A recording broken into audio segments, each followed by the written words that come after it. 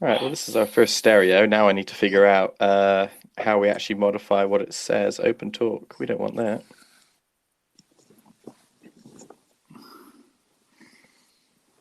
Oh, yeah, you can change it.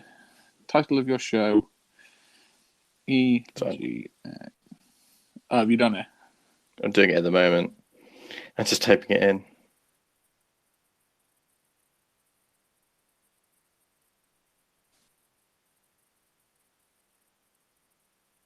And select a category. Guess it will have to be hashtag technology, because... Oh, there we go. It lets me type in what I want now. Hello? Hey, I'm still here. Did it disappear for a sec? Yeah, after the Wi-Fi, because it'll be better for signal.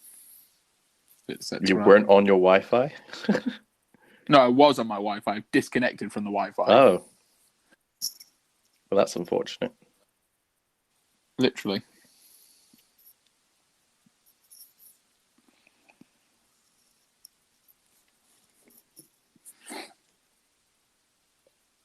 And if it'll let me do the last one, but I don't think it would. No, maximum 3 hashtags. Can I get rid of the first one?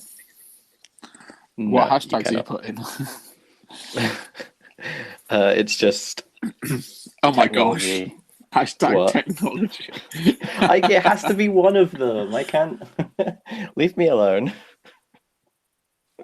Why have you put XPO instead of EXPO? Because it's an X in the name, so I put... Do you know what? Fine. You want to complain? I'll change it, shall I? Yes, please. Moany boy. Mm-hmm. There we go. Right, well... That's anyway, so much better. Yeah, it makes all the difference, yeah? An E. Expo. Yeah. I mean, yeah, it does. Sure. Okay, right then. Do you want to tell me and our one listener who you are? Am I using my real name or my username?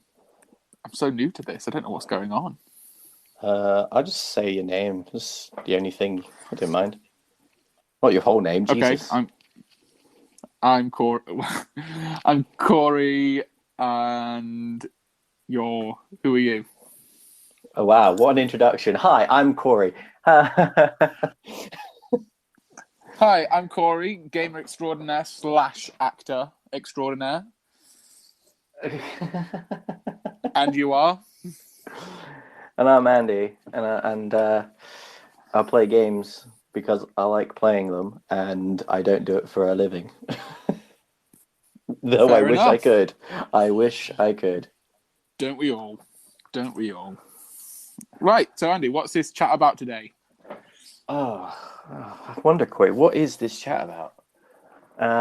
Could it be something to do with technology, games, and gaming, by any chance? No, actually, I was thinking we could talk about different types of cheese. Oh, okay. That sounds good.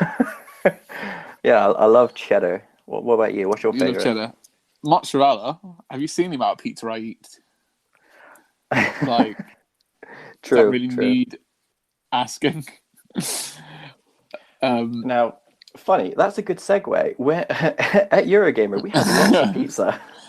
We did, because it's in London and we were staying at a hotel. There was literally no food places that didn't cost a fortune. So we thought, you know what? Let's just get a Domino's delivered, and it was roughly the same price as what it is back home anyway. So we literally did that 3 nights in a row. 3 nights in a row. Well, that's how it, isn't ridiculous! It's weird to think that you could be in London, you can order a takeout of fish and chips, which is going to cost you like, I don't know, what, £25 a person, or yeah, for everyone else outside of London, Domino's pizza is quite expensive. Spending £20 per pizza is ridiculous. But yeah, because they don't change the prices in London, it was the cheapest thing we could buy, and literally, to be fair, it was the one thing we could guarantee it tasted actually decent. True. And it was day after day after day after day. Yeah. Anyway, But I so digress. we've been talking about cheese and pizza too much. Yeah, let's get on to the actual topic at hand. Eurogamer, EGX 2020, 2020, 2019 it was. 2020, Corey, 2020 didn't exist. Yeah, that was a sad time. It would have been 2020 if it didn't get cancelled because of COVID. But let's talk about 2019's Eurogamer, shall we? First of all, what is Eurogamer? Like, what is it? What is it to you? What is it to me? What is it altogether? Like, what is it? Well, I feel kind of robbed. I was going to ask you that. Well, I'll beat you to it because that's the one question I didn't really want to answer. So Americans get quite often they get E3, which is obviously the big main event of the year where they announce all the new games, and it's been dying out, at least for the most part. So Eurogamer is basically E3, but not for the media. It's for the public to just go and play those games and experience them.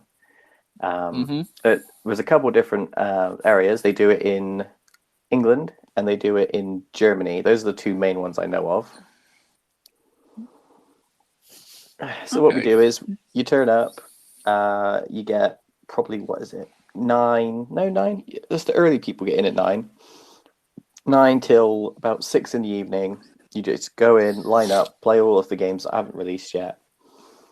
You get to meet the developers of indie games, get to talk to them, see them, how they've made their games, and maybe even give them some tips if they bother to listen to Random Gamer B, as I felt most of the time.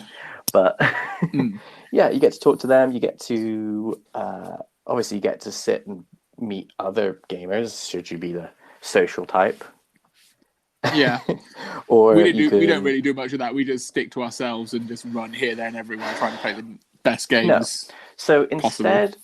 instead of us getting to talk to people, no, we get an itinerary planned and plan on the map exactly where all of the free Coke stands are and optimize all of our routes so that we go past every Coke stand along the way. Yeah, too right. Blooming right. The amount of free Coke that got given away last year was ridiculous, though. Absolutely loved it. Yeah, there was. I think there had to have been at least 10 stands just constantly stocked up with free Coke. Oh yeah, definitely. The thing is that we would go up to them, we would take one. Potentially 2 if we were like, I'm just grabbing one for my friend. So we'd get 4. And we'd then, because there was another one on the way to, let's say we were going to Corsair's booth to see what their computers were like. On the way, there'd be another one, and we'd then ask for another 2, and we'd have like 3 in. Like the one thing they did, which was smart, is they opened all the cans. Like they wouldn't give you a closed can. They opened it, gave it to you. That way you couldn't just stockpile them all. Oh yeah, definitely. Like, if they didn't open them, we would have literally filled our bags with them and then had drinks in the hotel day in, day out. But that's it. Like, how much money would we have saved on not needing to pay for drinks because we could have just had, I don't know, maybe 20, 30 odd cans just stacked up every night. Yeah. But then again, maybe they would have probably ran out of cans if they didn't do that. Everyone would have been doing it. Yeah. Yeah. Which would have been awful. Bless them. Bless them. Good old Coca-Cola. Yeah. I mean, so obviously last year was your second year doing Eurogamer. Your first one being with me and my brothers. Yeah. But they do tend to get different sponsors in each year. So I think Rockstar, so Coca-Cola again, like their brand, but Rockstar's energy drink was, I think, for 2 years running, the main sponsor for Eurogamer. So you'd go in and instead of, you know, when we line up to go into Eurogamer, you've got this, everyone's at the front of the queue and you just want to run in and get to what you want to play on first. Well, it was kind of annoying because you'd have these people standing to the side of the entrance as you run through the door, and they don't spread themselves out really. They had one or two stations, and then everyone was at the front, and they'd hold out a can, and you just run by, grab that can out of their hand, and go for it. They didn't open them like they did with Coca-Cola. Thank God we would be high on energy if they did. Imagine. And personally, I think... Go on. I was going to say, I can't really remember the Monster, the energy drinks from the previous year. I can't remember that at all. I think I was too focused with making sure your brothers weren't running off with someone dressed as Batman. Yeah. So 2 years ago and last year, they had the energy drinks, but they were locked behind, I think it was a CSGO booth. So you had to it was either CSGO or Call of Duty, something along those lines. You'd have to walk up, sit down, play the game, and once you'd played the game, when you leave, they'd give you a free Monster rather than just handing them out. But Monster is a really high-end brand. You know, they're not going to be giving that away just like they did with Coca-Cola. Oh my God, there'd be people passing out left, right, and center from over sugar. Can you imagine? That's not good. Could you imagine Charlotte at Eurogamer having free Monster though? Oh no, she'd literally be on a rampage. Oh my gosh, that'd be so funny. It's the worst thing to do is to give anyone who likes drinking energy drinks unlimited supply of free energy drinks. Oh yeah, we've got a message to play. Let's have a listen. Oh my Hey, gosh. I love my energy drinks. Don't judge me. Yeah, I know you love your energy drinks. That's so why funny. we're so concerned. If they had unlimited amounts of them, it wouldn't end well for you. Literally.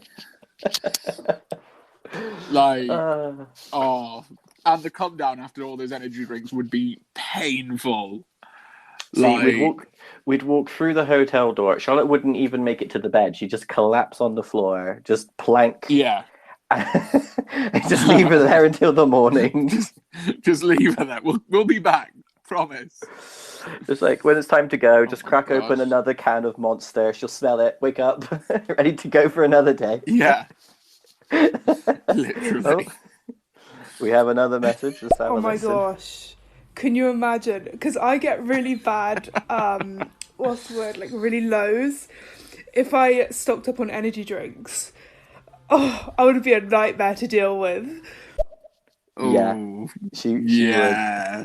She would be a nightmare to deal with. Maybe if we take Charlotte with us, we can make sure we know which drink is being given away for free. If it's energy drinks, maybe not mention it. Well, either that or we'll have to, I don't know, we'd have to give her some kind of badge that told them not to give her energy drinks. Yeah, do not give this person any energy drinks at all. Imagine if someone like Domino's or McDonald's sponsored it for a day or something and they were just giving out free slices of pizza or free cheeseburgers. I would get so fat and I don't even care. Oh, no, don't say that. Don't. Oh, no. It'd be like a dream come true. No, that would... Oh, no, because everyone would be so tempted to do it, and then everyone would feel so bad after having 10 cheeseburgers. Yeah, but it'd be great. It'd be so great. See, now what I'm starting to think is I'm concerned about what our opinion is of Eurogamer. We're talking about food and drinks before anything else. Okay, let's move on. Let's move on to what else is good about Eurogamer, not just the food and drinks that we get given for free. Yeah. So, and obviously, as you would expect at an expo for games, funnily enough, there are games at the expo. Yeah, lots of them. Shock horror, right? But other than just the games, one thing I loved was we walked up on, they had, I think they were esports players just chilling and having a mini tournament playing Rocket League. Yeah. And I don't know what it is. I've watched a lot of online esports events. I've seen, and I don't know, it all kind of blends into, oh wow, these people are amazing.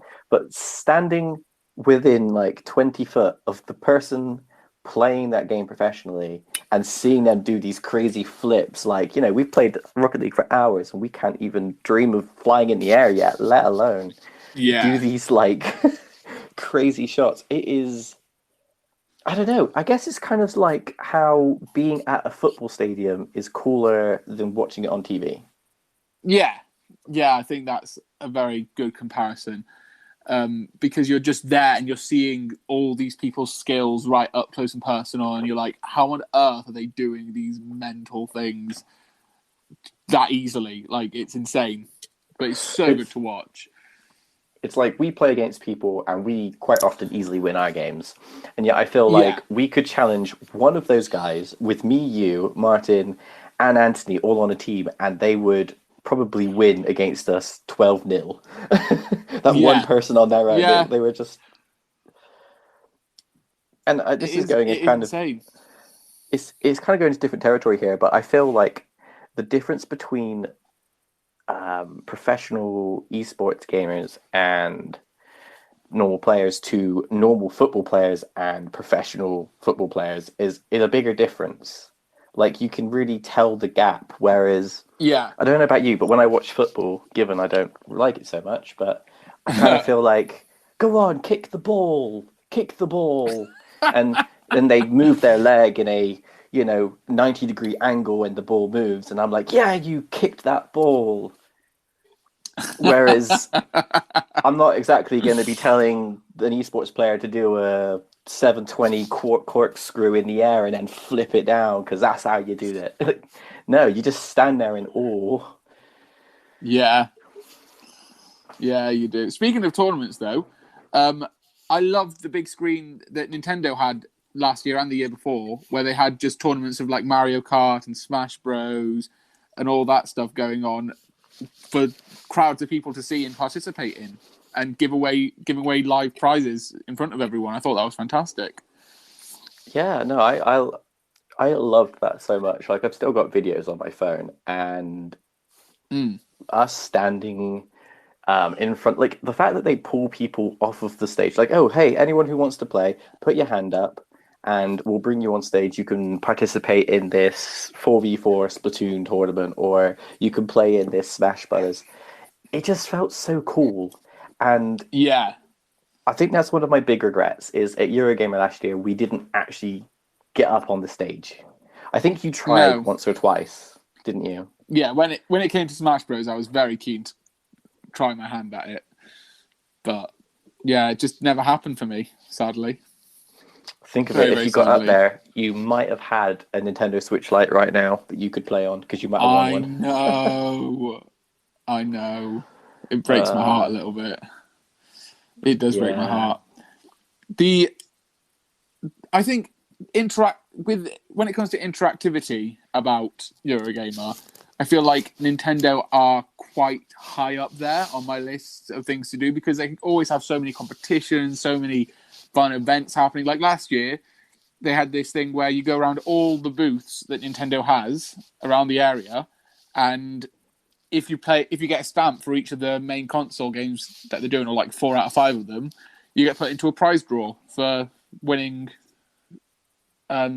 really high-end prizes. So every day, you and me would go around specifically doing all the Nintendo items just so we could enter the competition. That's just the thing, though, because they were giving away a free prize every day for you to just turn up and play all of their games. You had to play, I think they had 8 games. You had like Luigi's Mansion, you had Ring Fit, Mario Maker 2, Link's Awakening.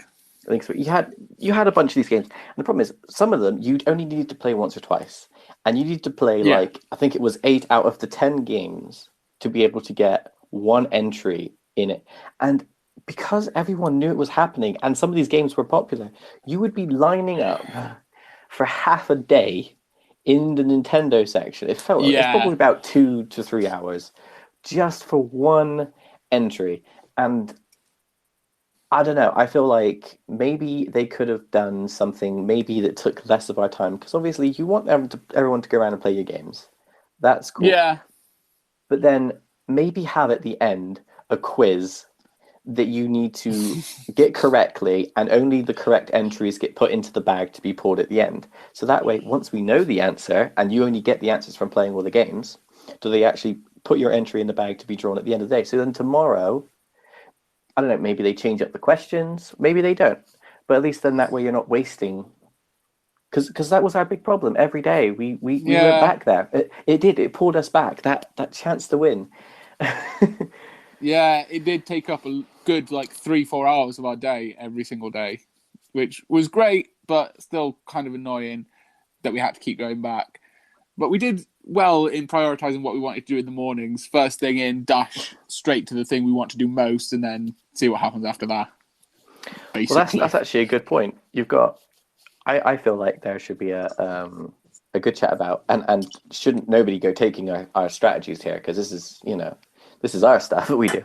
Is to turn up, let's say they open the doors at 10.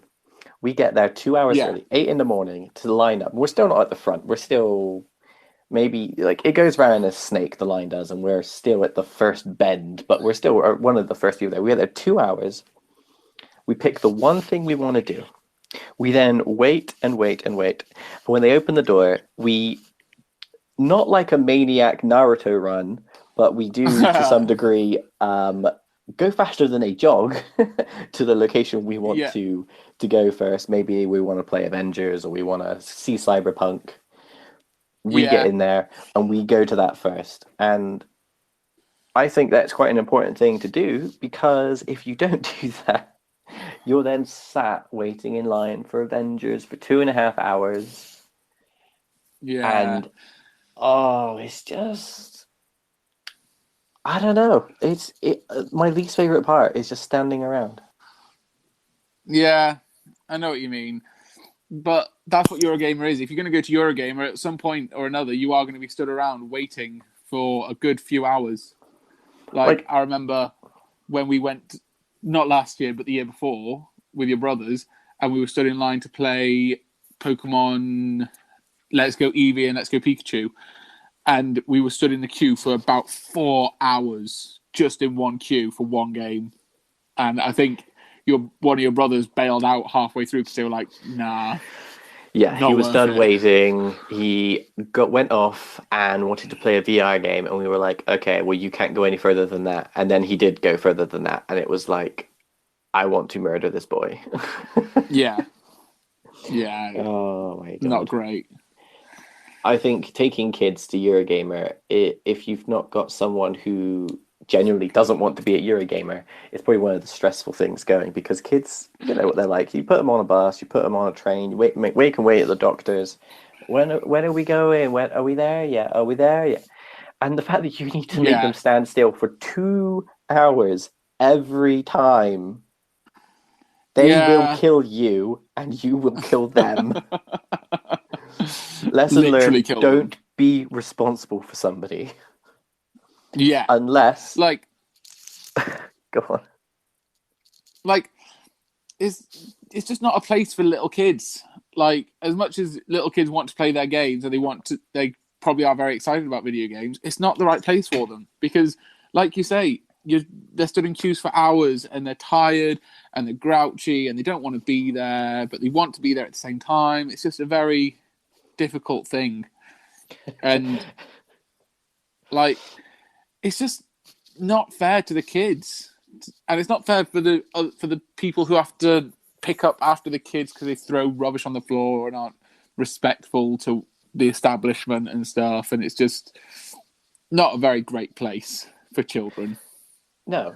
And to further that point, even when they are, and they may be the one or two good kids there, maybe they're about 12, so they're just about able to cope with it. The adults rip into them like nobody's business. We went to that comedian sketch where he was having a laugh with everyone. I can't remember what it was called, something like Game Over, I don't know, but it was a text-based adventure, and he asked everyone, what the kids' favorite game was. That was it. And the kid spoke up and said Fortnite, and every adult in the room was just like, oh. God. Boo. Yeah. And that poor kid was ripped into So the comedian made a Literally. good And part out of that, but didn't he make a comment about him defining generations by saying one word? And all the kids were like, "Oh yeah, Fortnite amazing." All the grown-ups were like, "Oh my gosh, Fortnite." It was just so funny to hear everyone who was older than a teenager communally agree that was a terrible choice Yeah. to make. He made himself public enemy number one just by saying Fortnite was his favourite game. We all made ourselves a bunch of bullies because we all agreed. Literally. Point being, it's not a place for kids. Yes. Not a place for kids. I completely agree. But, I mean, if at the end of the day, if you want to take your kids there, take your kids there, but know for a fact that it's going to be a long, tedious couple of days. That's why Thursday and Friday are the best days to go, because less children, more just getting on with what you want to do. And it's quieter generally anyway on a Thursday and a Friday, so you have more chance of doing what you want to do. Some people don't want to get a break from work or can't get a break from work, and so they go on the Saturday or the Sunday or both, which obviously means they're not there during the working week, Thursday and Friday. Yeah. True. Very, very true. So, after talking about kids, here's my next question then. Are your, not obviously, if you've got a girlfriend who's very heavily into gaming, then of course this question doesn't apply to them. But you're either non-existent gamer of a girlfriend, so doesn't play games, or your casual gamer girlfriend. Are they good people to bring to Eurogamer? What's your opinion on that? Oh, that's a really interesting question. That's a really, really interesting question. I personally would say that if you've got a gamer girlfriend who actively plays games and wants to play games with you and stuff, and they want to experience it, then yeah, have at it. Go right ahead. Bring your gamer girlfriend to Eurogamer. It's a great place to be.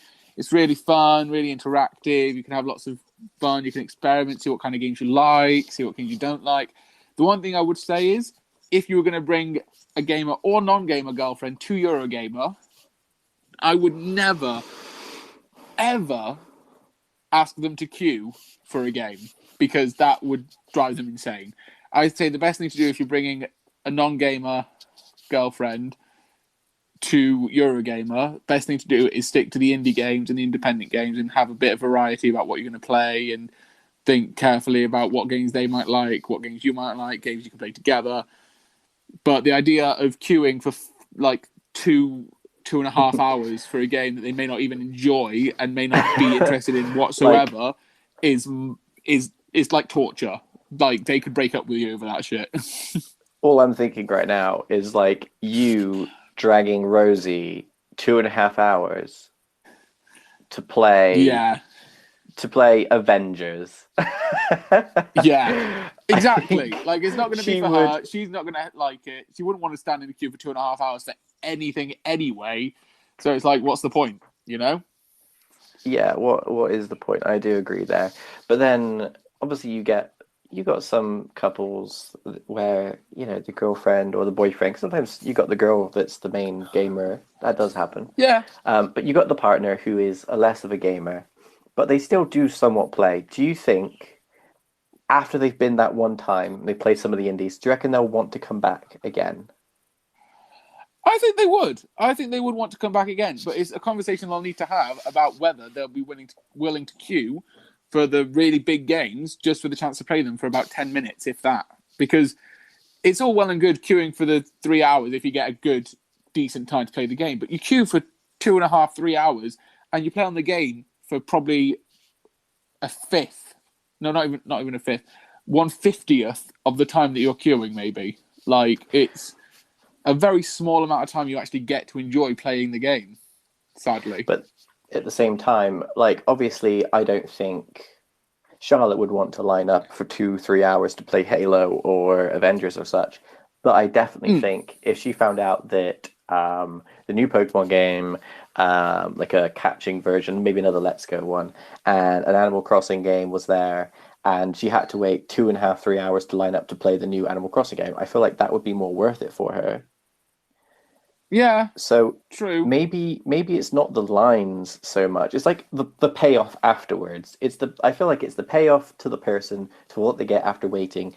And I think it's just maybe very stereotypical of us, but maybe it just seems, maybe of me, that a lot of girls aren't into games like Avengers, like Halo, like Call of Duty. There are some. But they're more into the more generic games that aren't just shooting and punching, like Minecraft, like Animal Crossing, like The Sims.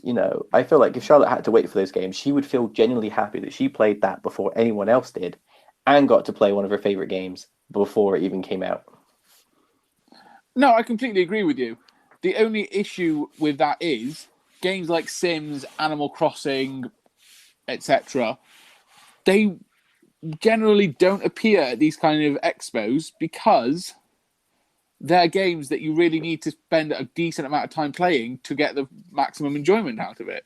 So how can you give like a 5-10 minute playthrough of a game that requires 10 minutes to figure out how to build your first bit of housing? Sure, you could have a pre-made world that you can explore around and interact with and stuff, but is that worth it? I mean, you say that, but then I could say the exact same thing to Pokemon, which we go back to again and again. If they started us at the beginning, by the time we've got through all the dialogue and chose your starter Pokemon, that's your play over.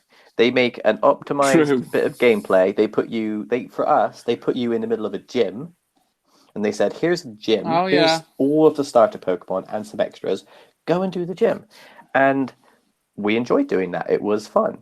And we got to experience the game to a degree. And they could easily do that with Animal Crossing. Like, for example, imagine they gave you the building tool to landscape, and they gave you a whole bunch of items and just generally all the tools you needed to get around. And they said, "Here, you've got 10 minutes." That would be a completely good way to feel if you liked the game and get to try the new features. Yeah, I do see your point. You have a very good point. That would make it worth it.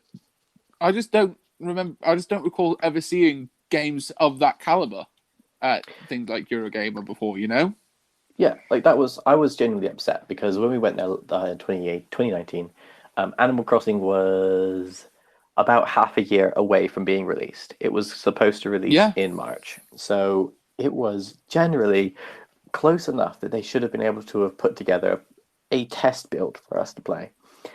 And it wasn't there. At the time, wasn't it supposed to be releasing in January as well? I think it was. Now that you're saying that, I was thinking that myself. It was releasing earlier than March. So it would have been even closer. Should have been, but they didn't get a test build done, and instead filled up the area with games. I like. Ring Fit was a weird one for me. I had absolutely zero interest in playing it, but at the same time, it was there. It was something I had to fill out, and I did think, hey, let's give it a go. And it ended up being a gem, a real gem. Yeah, absolutely.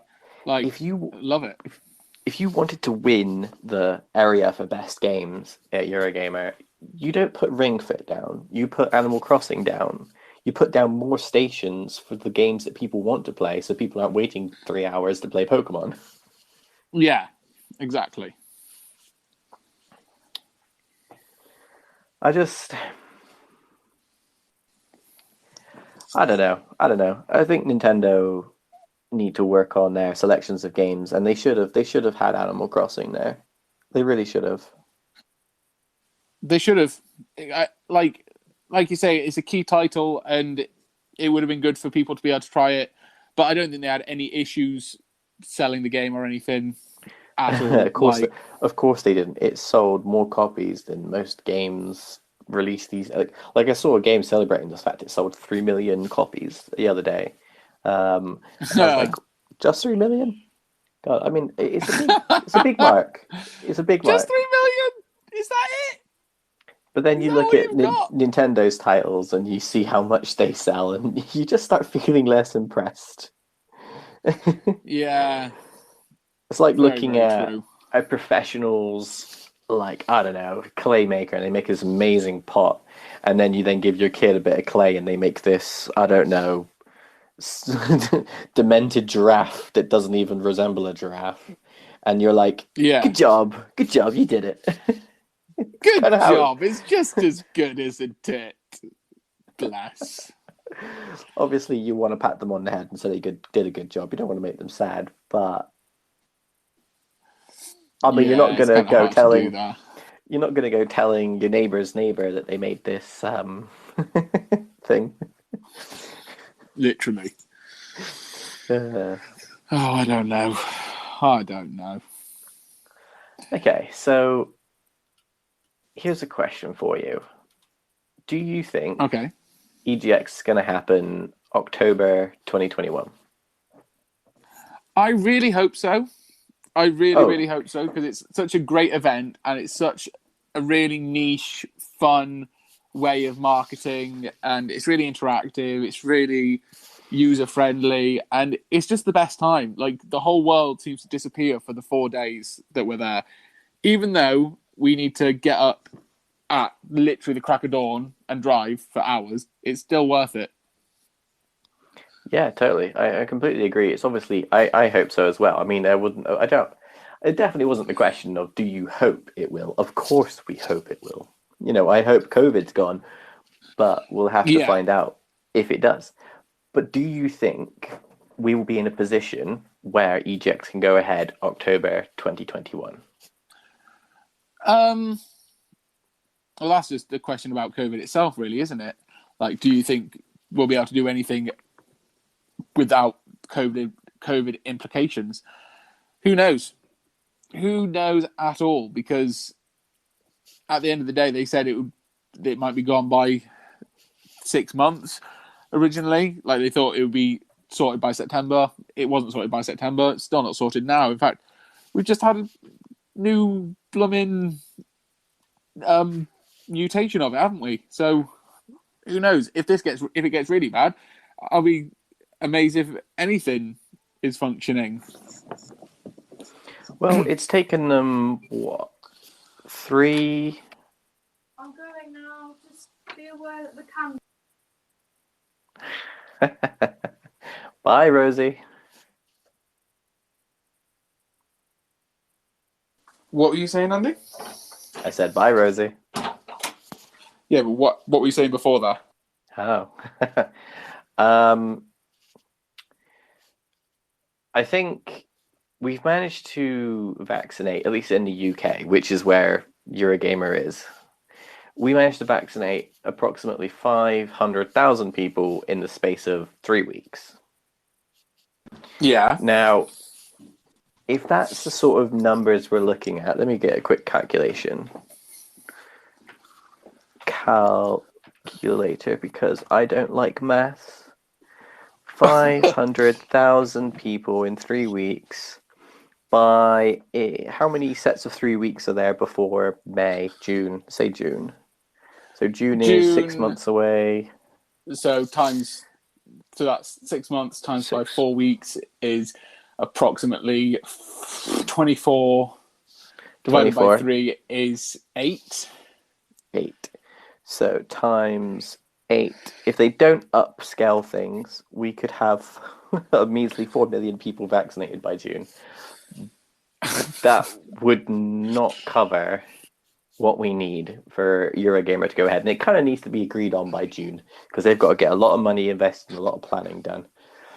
I mean, they were still planning on going ahead with Eurogamer last year until about August. I don't think they were planning on going ahead with it. I think they already had plans made shortly after Eurogamer had been done. They'd been doing a lot of figuring out. I think they were waiting to see how things played out. And when they realized, it is not going anywhere, they really wanted to know it wasn't going anywhere before completely cancelling it.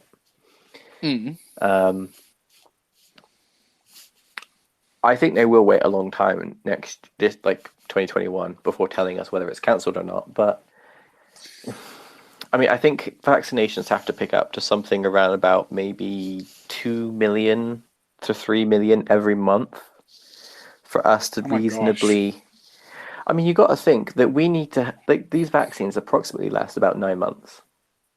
Yeah. About 9 months of immunity. If we're getting 9 months of immunity, we need to reasonably vaccinate over probably 80% of the population within those 9 month period. So Yeah. 80% of 66 million, we're talking 50-ish million. 50 million is increasing the current speed of vaccination by 4 million to, because it's 500,000, we need it to be, what would it be, like 8 million? So 20 times what it is now. Oh my gosh. Roughly 20 times faster. That's ridiculous. So you don't think Eurogame's going to happen next year then? It's a tough question. I think statistically speaking, I don't think it's going to happen. I don't like saying that for multiple reasons. One, I want Eurogamer to happen. Two, even more important, my wedding. I want my wedding to go through smoothly and have as many people there as possible. And if these numbers don't start stepping up, it's not going to happen. True. But we need to remember as well, the government are less concerned about everybody, and they're more concerned about the people who die from it. Yeah, of course. I think the more old people we get done, the more chances they are of just letting, tier 4 being the current tier 2. Like, real worst places just can't meet up inside, whereas places where like tier 3 and tier 2 where we are, that will be essentially tier 1 where you can go along as normal, but you still wear a mask inside. Yeah. If they get to that point, they might start allowing things to open back up. But that's a big if. Is very much a lot of premonition here. I'm going to put it down to no, it's not going to happen. Yeah. As sad as it is, realistically, we need to think it's not feasible and it's not safe for the hundreds of thousands of people in one area. The only way they could possibly do it is if they do COVID tests on arrival every day. I mean, that is possible if they get the system, because I think they've got tests available, haven't they now, where you can get tested there and then it takes 10 minutes for the results for some stuff like that. Yeah. Maybe, I mean, even then it's quite unfeasible to have, what is it, there's probably like 20,000 people with EGX at a time. Yeah. Like, is it feasible to spend 10 minutes testing every single person? You don't have to do them all one by one, but I don't think you could do 1,000 people at a time either. No, exactly. So, I think it's going to be sad. I think 2022 is probably the biggest chance for us to go back to completely normal after vaccinations have picked up, after other things have been improved, and after we know everyone's safe. Yeah, I agree. Which means we have absolutely no excuse for a poor costume come 2022. If we've been given 3 years between expos, we need to be showing up in the best goddamn costume we've ever made. Yeah, I completely agree. We need to get on that cosplay stage. Too wrong. Yeah. And we need to win it. Well, we need to plan sometimes. Well, I mean, as tricky as it is, we need to plan sometimes where we can get together and start creating some stuff, Yeah, we still got the plans from last year that we've got to start working on. Like, I still feel like that is a cool idea. I agree. Weren't you going as Charizard? Yeah.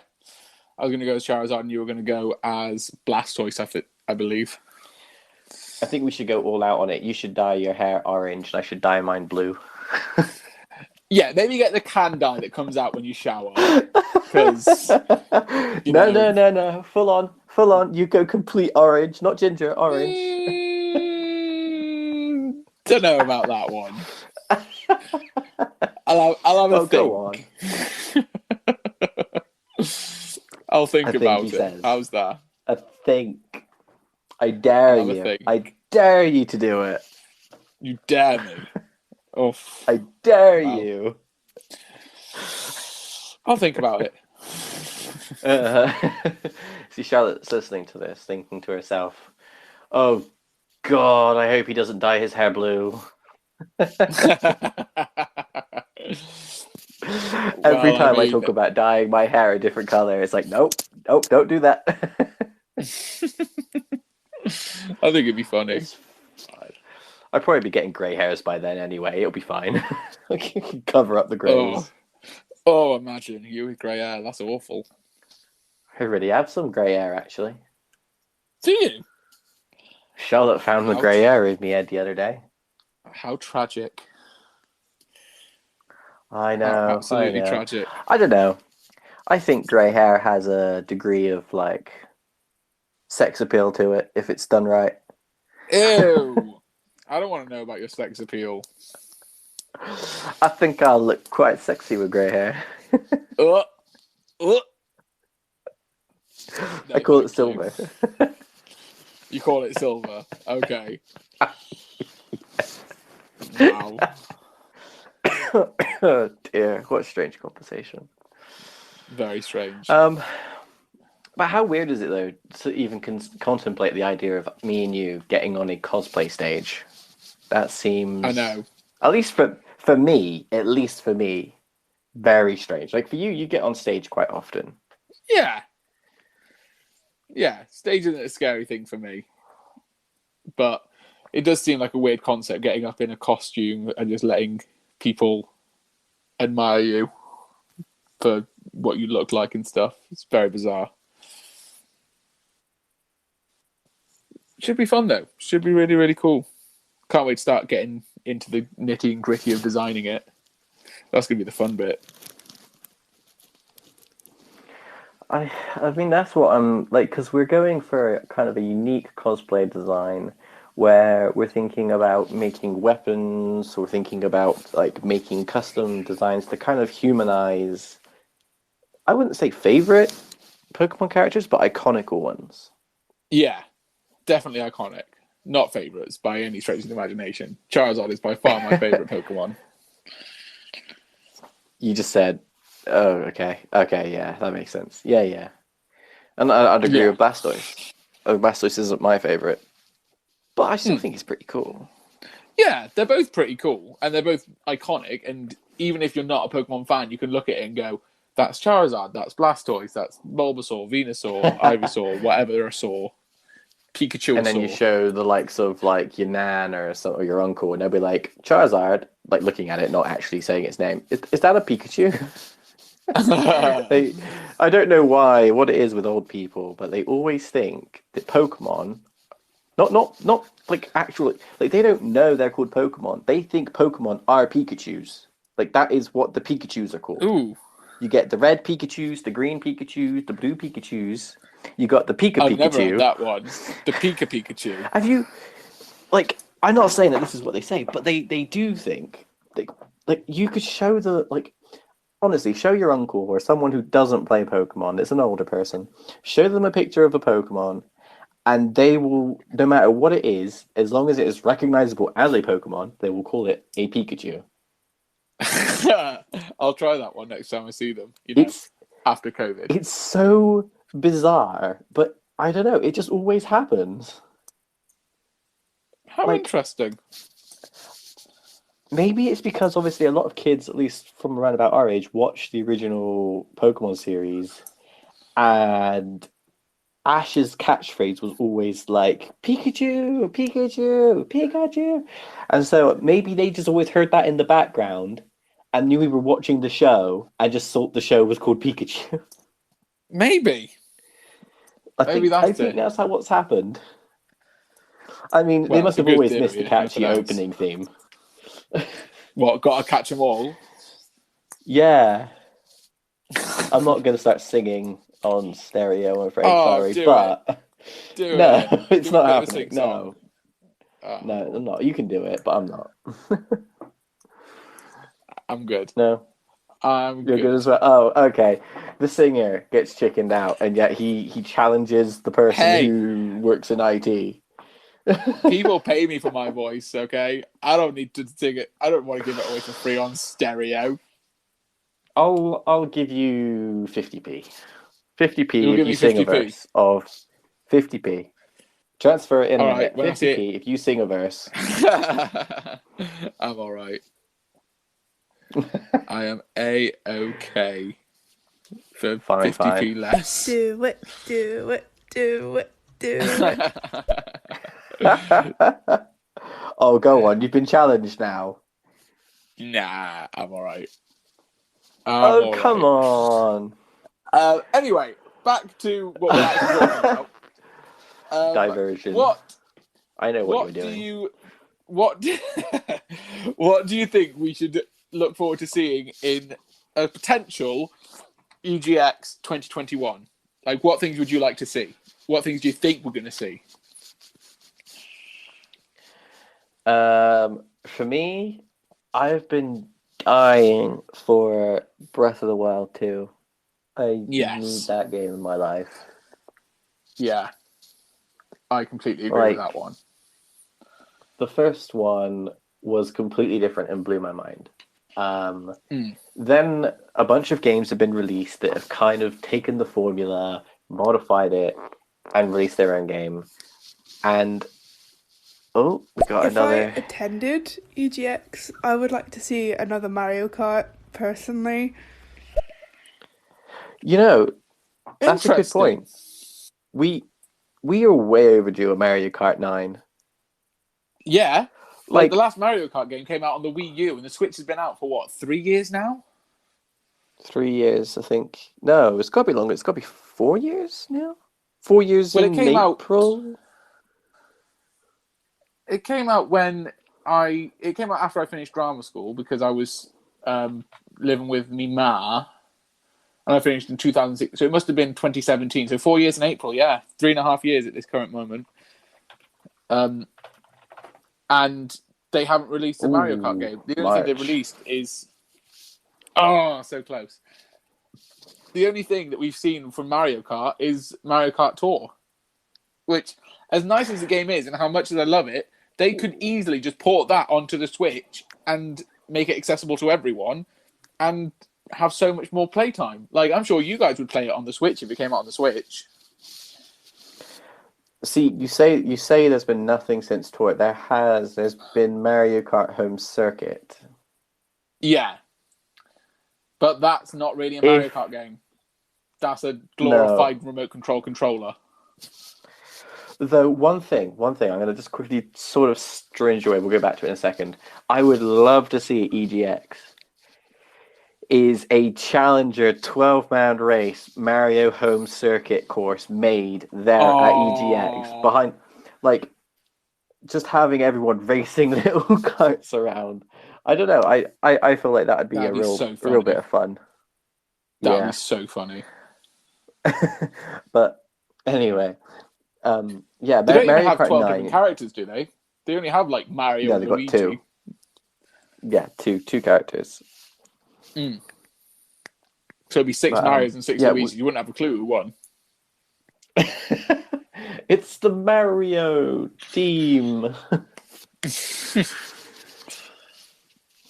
Literally. But yeah, I don't count that as a mainstream game. It's not one of their main Mario Karts.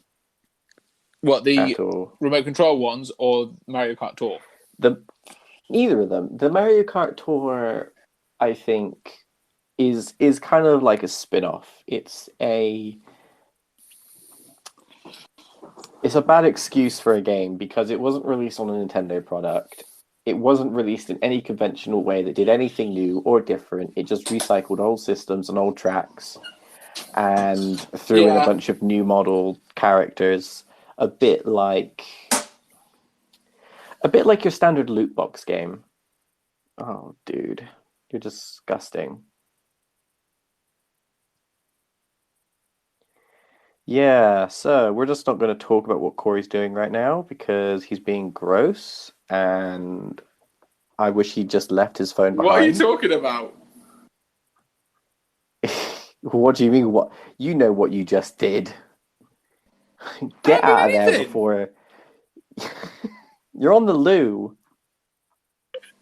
What are you talking about? You're disgusting. How do you know I'm on the loo?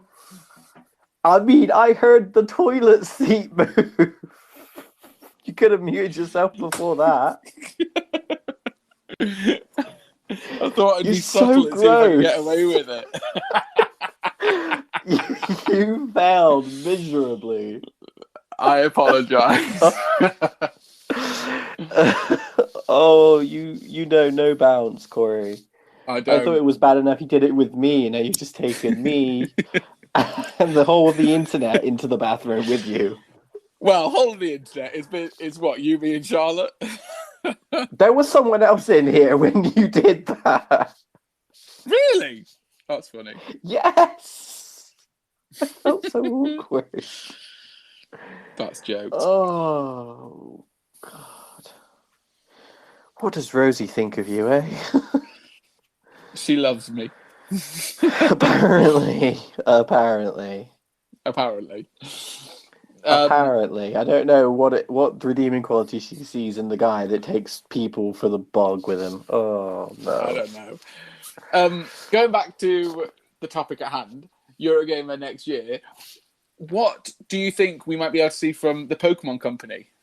Because as we discussed briefly before we came on, it's the 25th anniversary of Pokemon next year. Yeah, which is so exciting. we've got the rehappening. It's like a number 2 of Pokemon Snap. They're re-releasing Pokemon Snap, but they're completely redoing the game and adding new features and new Pokemon and everything.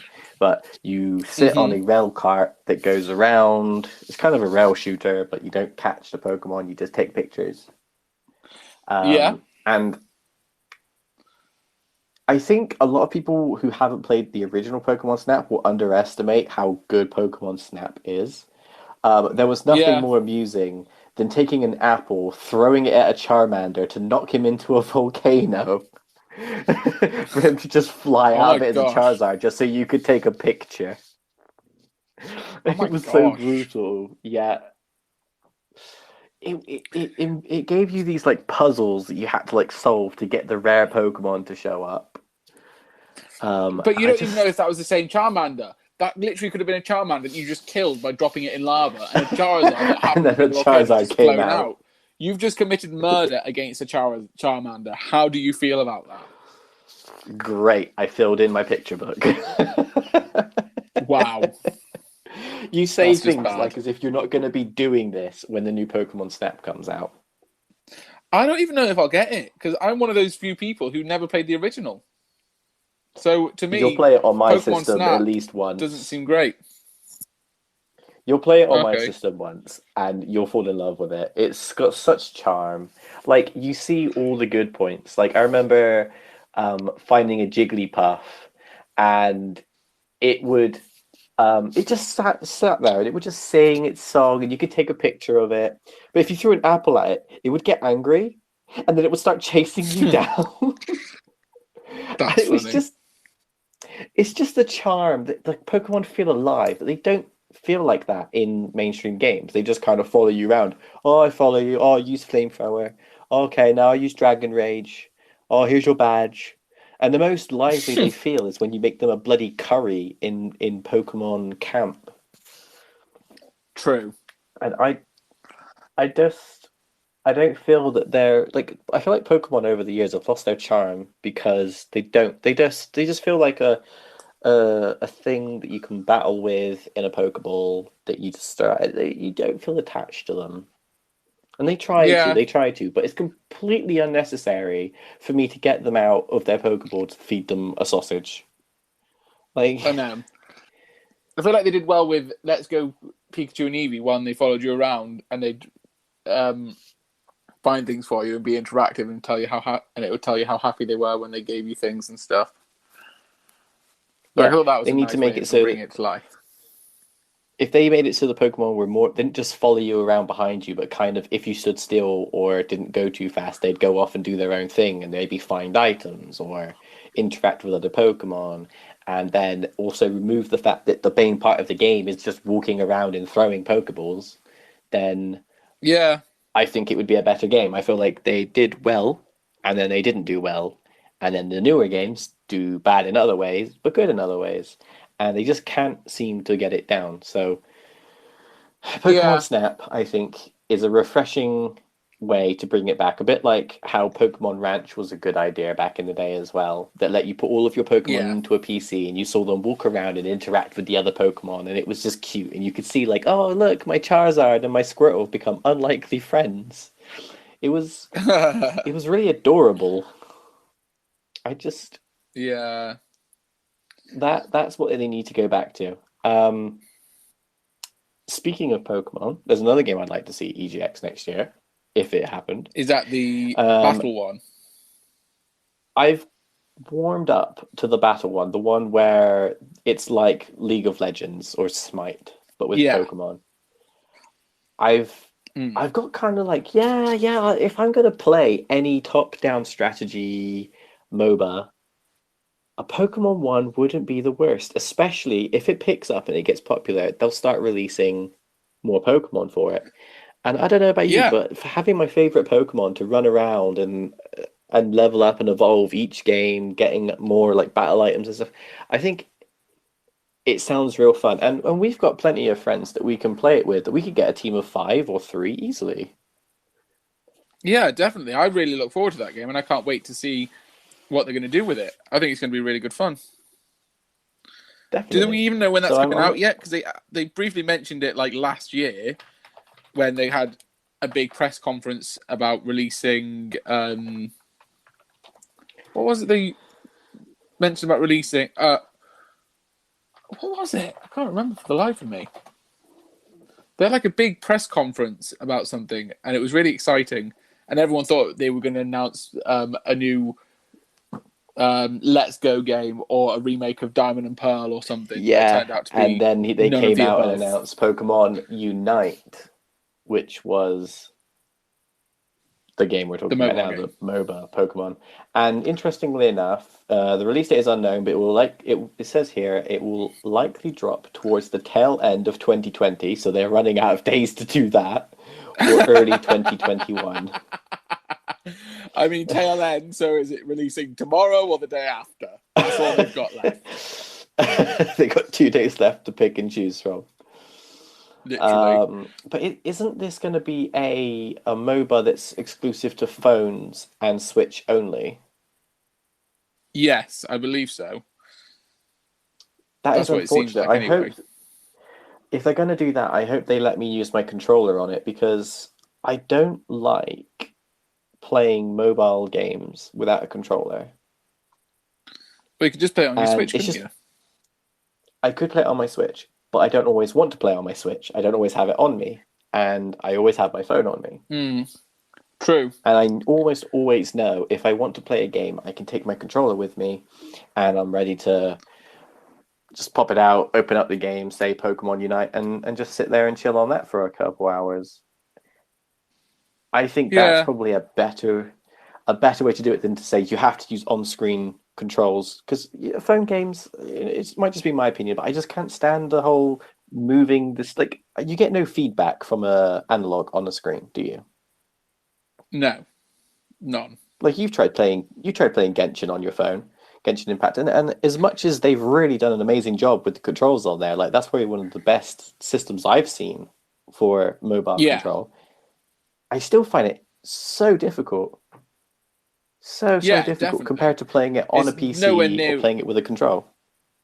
It's nowhere near as responsive in any way, shape, or form. And it's really annoying when you're trying to do a game, playing a game where you've got a time trial thing to do, and your controller just suddenly goes out of whack and you have no idea which way's up. Oh yeah, you get those other games where the joystick it like recenters every time you touch the screen. So if you touch somewhere that's not where the joystick is, it will move it. And so you can have the joystick right in the middle of the goddamn screen, which just makes it, they think it's good. But then it makes it harder because, again, you've got no feedback. So when you're thinking you're pushing the analog stick up, you've just recentered it, and then you try to go down to the analog stick, and instead of moving forward, you're now moving backwards. Yeah. No, so it's not great. It's the same reason I don't like playing Mario Tour on the phone. Just really controls for the mobile. I mean, my perfect dream would be to play it on PC. Like, it's a strategy game. That's where I want to play it. Pokemon Unite. Yeah. Yeah. Here's a question. I get you. When you do play it, which Pokemon would you like to play as? What are the options on it so stages. So I've got this old image up. I can see Blastoise, Gengar, Venusaur, Machamp, Lucario, Clefairy, Pikachu, Snorlax, Talonflame, and Charizard. I'd probably go for... And others I can see as Talonflame Greninja, or Wigglytuff. Charizard? Okay. I think if I had to choose between these guys, I think I would probably like Lucario or Greninja. And see, you said to me with 3 stages, so that's not a valid answer. But then I just gave you all of the Pokemon that these are the actual Pokemon in the game. So you can choose any of them. I don't know. I'd quite like Talonflame. I like the idea of being a flying type. Don't know what benefits that will give me, if any. Like, I'd like the idea that if you're a flying type, you can fly over walls and stuff to make it easier for transportation, but like lower your stats in other ways when you're flying, just for a bit of complexity. But who really knows what they're going to do with it, you know? Yeah. I think if I could pick any Pokemon in the whole of the Pokemon world, I know exactly who I'd be playing as. Yeah, of course you would, but that's not exactly how... It's like saying, who would you play in Pokken? And you know that, like, there's only, 20 Pokemon you can choose from? 2 of them being the same? Which 2 are the same? Oh, Mewtwo. Mewtwo. Yeah. Like, you don't get to choose any. It's the same as this. They're not going to release every single one.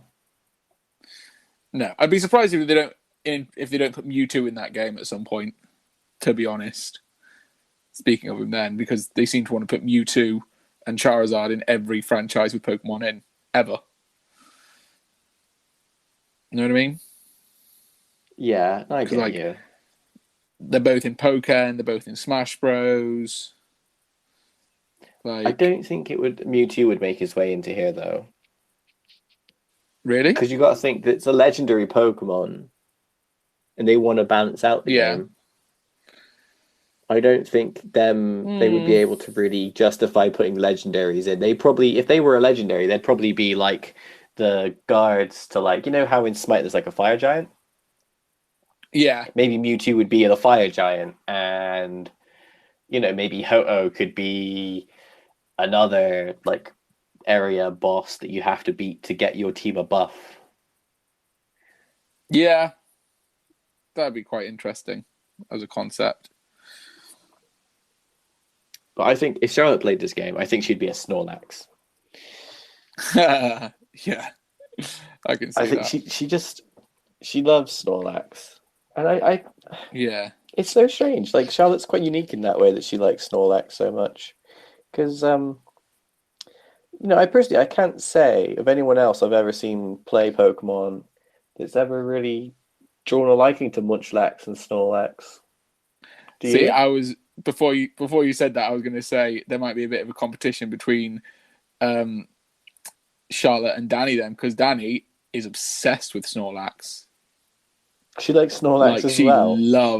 She loves Snorlax. She says if she had a spirit animal, her spirit animal would be a Snorlax. But Snorlax isn't an animal. I know, it's like a joke. But I don't do she loves jokes. Snorlax. Well, they might have to play. They might have to have a game against each other 1-on-1 and see who plays Snorlax better. And whoever wins can obviously we know who that would be. It's not hard to know who would win as playing Snorlax. It would be Charlotte. Miss Okay. Easy Peasy Danny would not win against Charlotte, hands down. Like, Charlotte Hi, actually has Danny. Hope you're not in strategy this in some chat. of the things. I mean, I'll tell it to her that every time I hear about it, she always plays all games on the easiest difficulty possible. And I know how Charlotte plays. Charlotte's played plenty games in Smite before. She already has a good understanding of True. how a MOBA works. She already, gets the idea of defeating minions, taking towers and such. And then you got the fact that Charlotte true, I'll doesn't give play you games that. on easy. True. Well, I look forward Yeah. to seeing the match. Oh dear. Well, we'll see if it ever comes to it, but I digress too much here. I think we're going off topic, but yeah, I think we should get back on. So what other games other than Pokemon Unite? Other than Pokemon Snap? Well, you've mentioned Breath of the Other Wild than as well. Breath of the Wild, which I think speaks for itself. It's a game that's unfortunately the formula's been recycled too much. With other games recently, it was the original. I can't wait to see how they improve the formula and then see everyone else take from them again. And we've said Mario Kart 9. Are there any non-Nintendo games that you want to see at Eurogamer? Oh, Hello, got another my message real friends. quick. My name is Balat. It's nice. Very nice.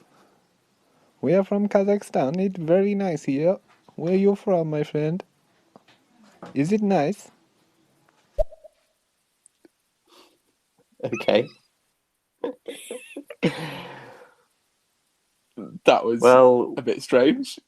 We're from England. yeah. It's very nice in England. It is very nice.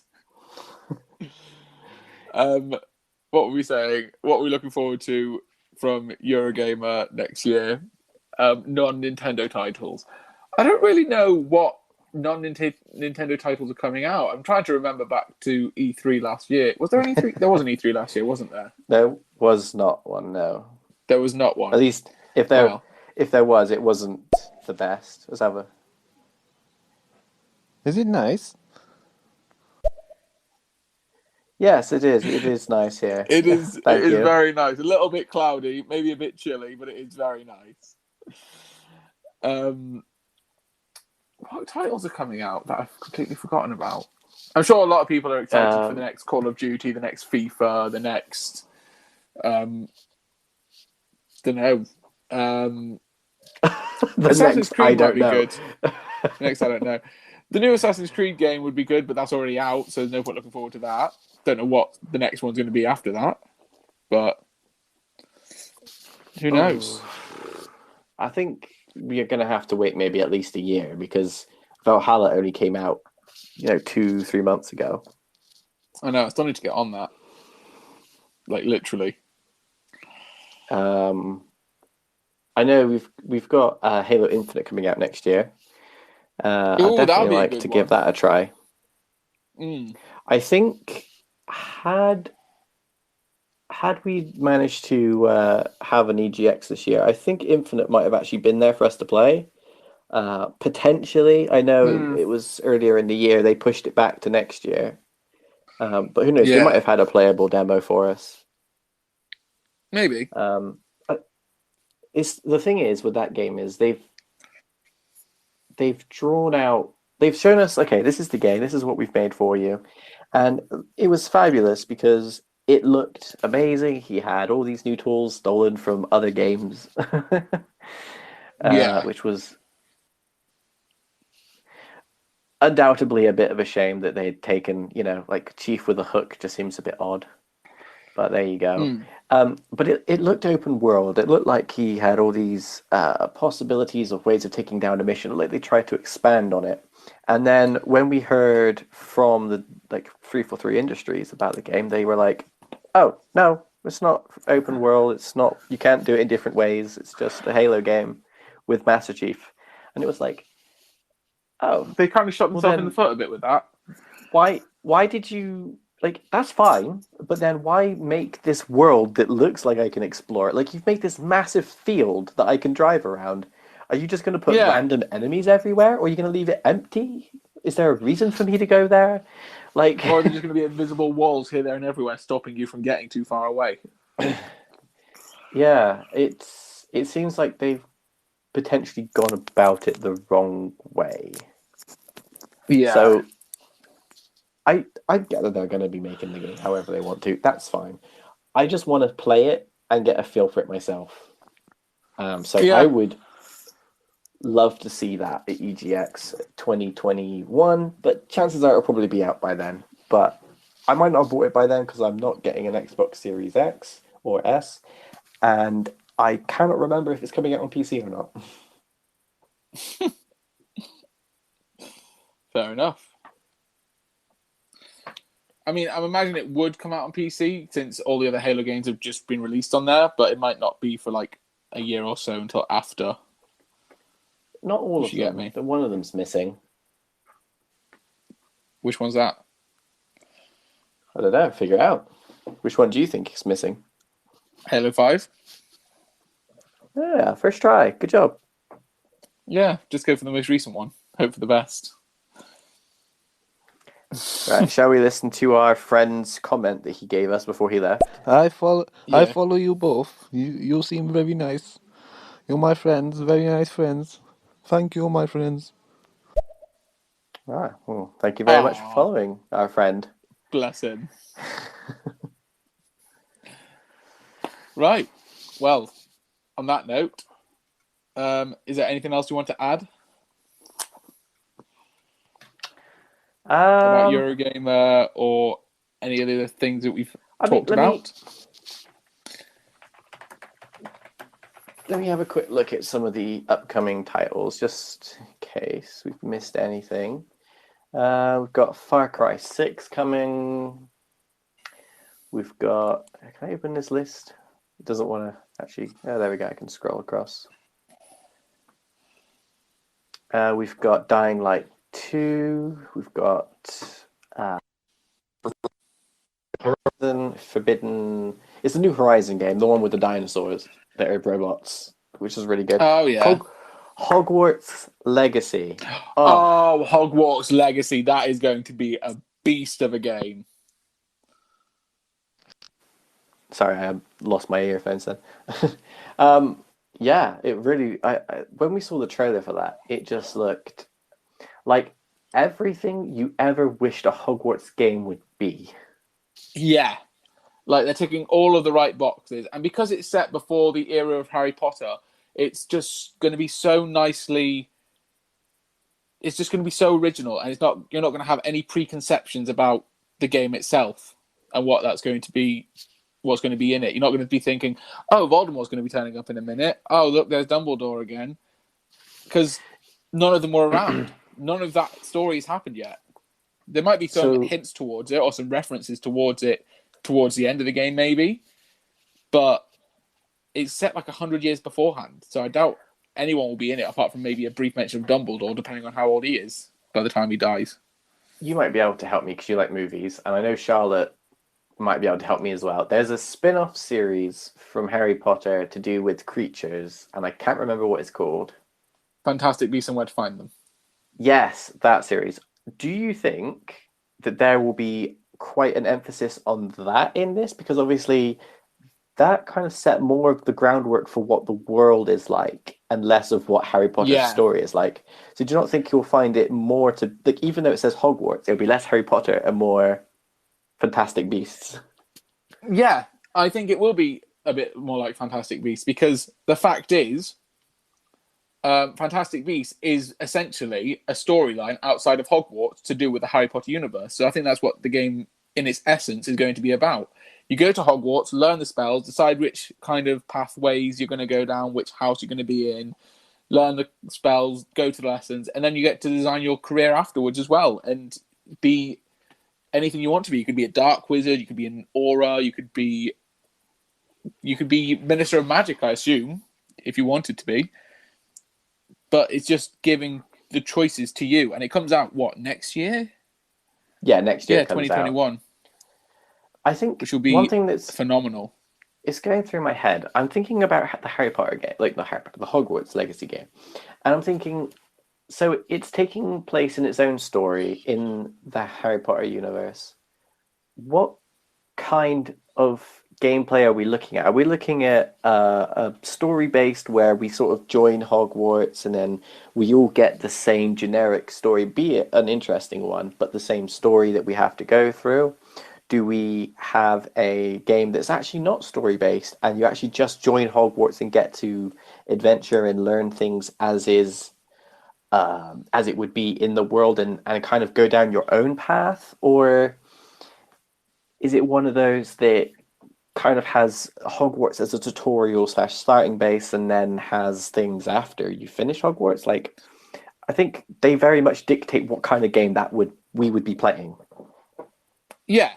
I mean, I don't know the answers to any of those questions. I'd like to imagine that Hogwarts is like a starting tutorial area and then the rest of the world is the gameplay. I'd also like the idea of it being multiplayer, to be honest, because how nice would it be if you and me were in Hogwarts together in different houses and learning spells in class? It would be like went back in time, we were in school together. Oh, don't. How nice would that be? I feel like it's odd to call a game after the tutorial area. Like, it's True. called Hogwarts Legacy, and if you're only in Hogwarts for the first 2 hours, and then you've then got a whole world to explore, as much as that sounds cool, it also seems a little odd. Yeah, because then you think, well, where's the main game going to take place? Like, is there going to be like a certain amount of areas you can travel to? Is there going to be certain levels? Is it going to be open world? Like, it's like calling, and how big an open world can it be? Yeah, exactly. How big can it be? And if you're in school, it kind of dictates, like, okay, well, you'll either they'll have, like I said, a main narrative, a story that you follow, like there's some evil organization trying to take over Hogwarts or something, or you're trying to be hunted down, or it will go on based on more you just wanting to get stronger and learn new skills, which means you take on quests and such, which means you'll be exploring maybe the woods nearby, the lake, and yeah. I'm very excited. I want to know more. Yes, I completely agree, and I think having something like that at Eurogamer would be the best way to get to know it and get to grips with how the gameplay feels and stuff. But there's been previous Harry Potter games released, and they've just been mainstream Harry Potter games, and they've been fantastic. So I have very high hopes for Hogwarts Legacy, and that's probably one of my... Mm-hmm. So you like the Harry Potter games? Yeah, like the original Harry Potter games, like Harry Potter and the Philosopher's Stone and Chamber of Secrets came out on the PS1 years ago. Not the mobile I played games. those. No, not those. Yeah, I played the originals, Chamber of Secrets, Philosopher's Stone, all of those on the PlayStation 1 and the PlayStation 2. And I gotta be honest, like, at least looking back at them now, they're, in my opinion, absolutely terrible. Why? I felt they didn't convey any feeling that you got from the Harry Potter. I felt like it was a completely separate story that was very bland. The gameplay wasn't enjoyable. I mean, when you think about Hogwarts, you think, and Harry Potter, you think, oh, you're going to get to go and learn lots of cool spells, and you get to go on a very interesting adventure. And then you find yourself walking outside the castle, talking to a statue, jumping on a platform that you need to stay on while it goes down a lake.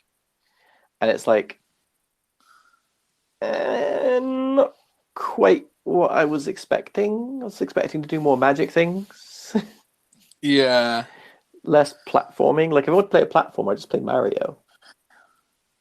True. That is very true.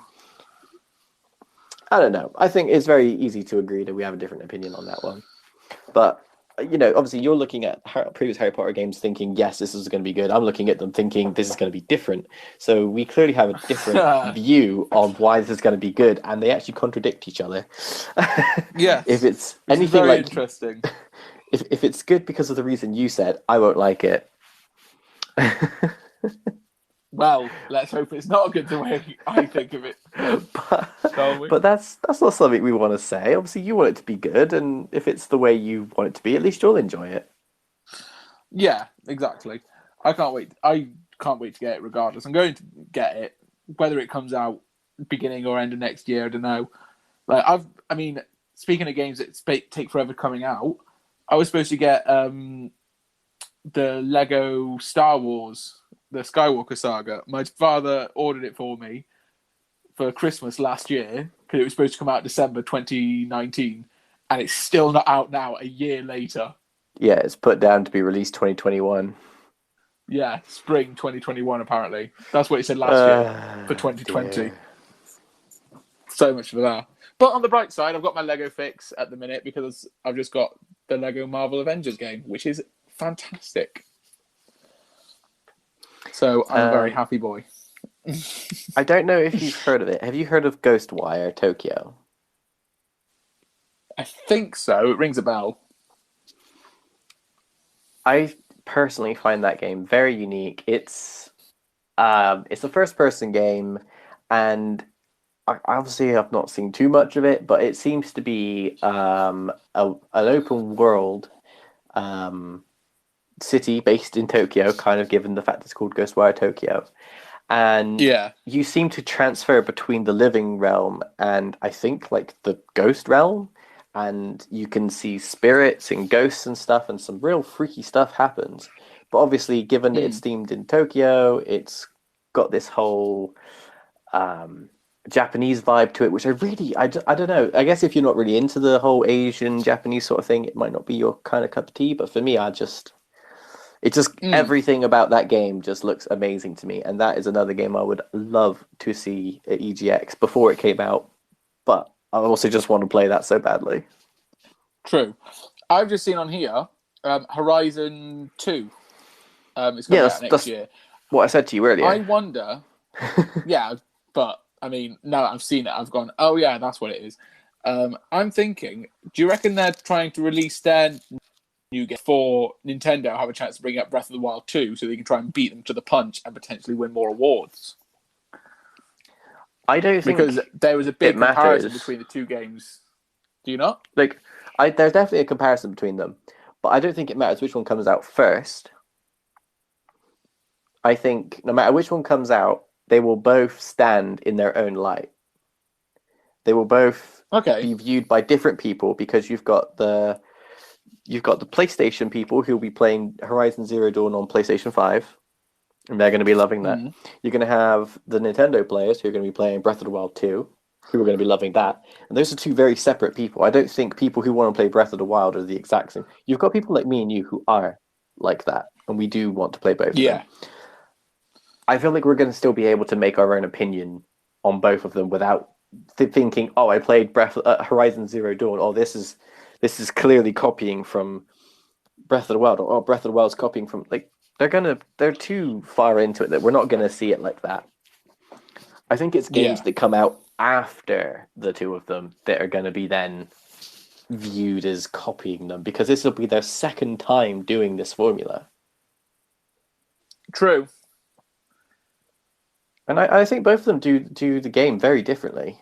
Anyway, like Horizon is very much taking down beasts and you feel like a hunter, and you're taking the time to preciously stalk them down, hit their weak points, build materials. Whereas Breath of the Wild's more exploration and finding new weapons and making potions and getting armor and exploring. I think they're quite different games in the sense that they won't hinder each other. They'll just complement each other for a good year. Yeah, I know what you mean. Speaking of Breath of the Wild, though, I have been playing the Hyrule Warriors Age of Calamity game over the last few days. Really, really good. Really worth a play. Really interesting. I think when COVID's over, I'll bring it over with me and we can play a few levels together and start a new game on your Switch or something, and we'll have a few games. Is it multiplayer, is it? Yeah, it's co-op. Oh, I didn't know that. Yeah. Well, that's cool. I've been looking at the game and I've been half and half. I've been like, it's not Breath of the Wild. I shouldn't take my light of Breath of the Wild to that game and say, okay, I'm going to play it. I need to look at it separately. And when I look at it as a separate Dynasty Warrior game, I'm less inclined to get it. Okay. I still think what they've done is pretty cool. I keep wanting to buy it, but I haven't actually got around to buying the game. Well, worst case scenario, if I bring it round and you like it, you could always borrow it off me instead of spending money on yourself, you know? Well, I got you and I got Anthony who I could borrow from. Both of you've got Oh, it. has he got it as well?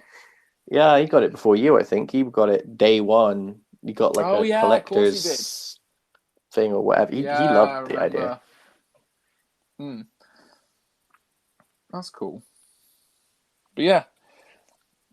I don't think there's any other games on this list that I've got in front of me anyway. Of like 28 odd games. I think I'm interested in maybe 5 of them. I am dying to play Ratchet and Clank Rifts Apart. I have loved Ratchet and Clank ever since they stopped making the Spyro games. Like, as soon as the first Ratchet and Clank game came out, I loved Spyro. I love what they did with this. The Spyro games after that went downhill because they weren't made by the same team, Insomniac. But Ratchet and Clank's been amazing, and their new one on the PlayStation 5 just looks like the bomb, and I need it. Well, you need to get a PS5 first. Oh, no, and I keep trying to pretend that it doesn't exist.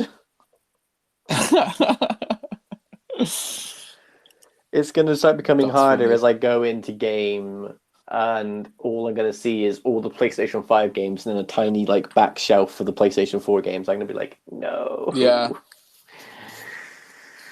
That's how it happens, though.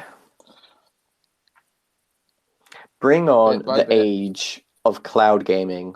No more consoles. Just buy the game, have access to it wherever I want to. On my TV, on my laptop, on my phone, everywhere. I don't need a console. Yeah. Stop making consoles like they used to be. Stop making these expensive pieces of hardware people need to pay for every single goddamn, what is it? 7 years. 7 years it is. I agree. I completely agree. The only thing I would disagree with is games such as the Nintendo Switch, which are so much more interactive with how they're played.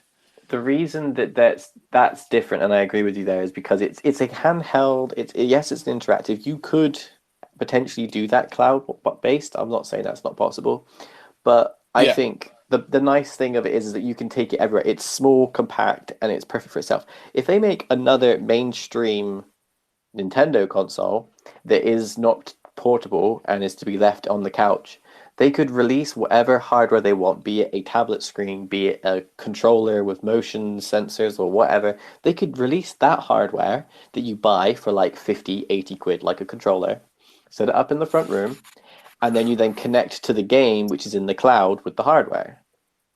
Yeah, and then all you need to pay for then is the games. And in the same price that you could have bought a console, you could buy maybe 7, 8, maybe even 10 games, depending on how expensive it is. Yeah. Like, for the cost of a PlayStation 5, you could buy 10 PS5 games. Yep. Essentially. And it hurts me saying it because I love collecting games. But unfortunately, because of the way things are going nowadays, it's becoming more and more digital, and eventually they are going to end up cutting out the middleman. There's not going to be any discs anymore. They're just going to be all digital, and I'm not going to have that choice. And if I don't have the choice, I don't care about the console. Exactly. I completely agree with you. And it will be a sad time. Anyway, on that note, I'm going to have to go. My phone is currently on 3% and may die at any moment. So, all right. I've had a lovely little chat. We should do this again. Maybe next time when we set it up, we'll make like an event a week before on this. So if people are interested, they'll see it before it happens. So sure, if that's possible, you can show me how to do it. I mean, I briefly saw something when I was fiddling with some of the buttons earlier. I think you can make like an event and let people know about something that's going to happen before it happens. Okay, cool. Well, that sounds good. But yeah, really enjoyed this. We'll have feedback over a private call later on. All right. Speak to you in a bit. Bye. Bye.